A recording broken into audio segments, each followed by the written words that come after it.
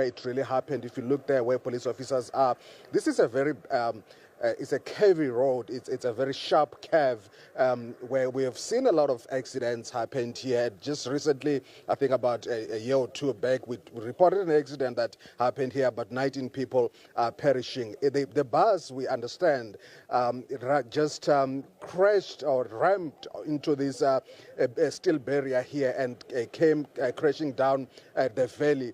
And if you could see the wreck, as you will see later on in our visuals, you can see that something horrific happened here, and they tell you about lives that have been lost, and they tell you about people that have been injured. But of course, in terms of what really happened, was it the driver losing control of the vehicle? The details are still a little bit sketchy right there, but we will of course update you a little bit later on. But as I said, this is one of the most dangerous stretches of the N1, and over the years we've seen accidents happening here, or crashes happening here, and claiming a lot of lives. And we're hoping that later on we'll be speaking to the transport officials just to give us more details as to what really happened. But I can tell you that the crash happened around 4:30 yesterday, and the emergency officials have been on the scene since then. Throughout the night, they've been attending to the scene, and they are hoping that in the next few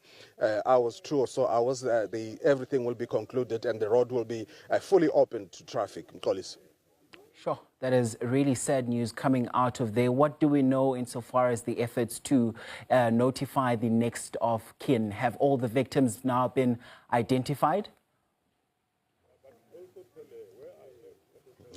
Well, it's not easy, because you would understand that a lot of people here might be foreign nationals. So it's a long and arduous process to identify bodies, and of course to talk to, or to communicate with families. I think it's going to take a little bit of time, probably a few days. We've seen, according to my experience, it takes a bit of time. It's not like when the victims are South Africans, where it becomes a little bit easier for officials to identify bodies. But for foreign nationals, it's not going to be easy. And as I said, we believe that these people who perished here are from Zimbabwe and Malawi.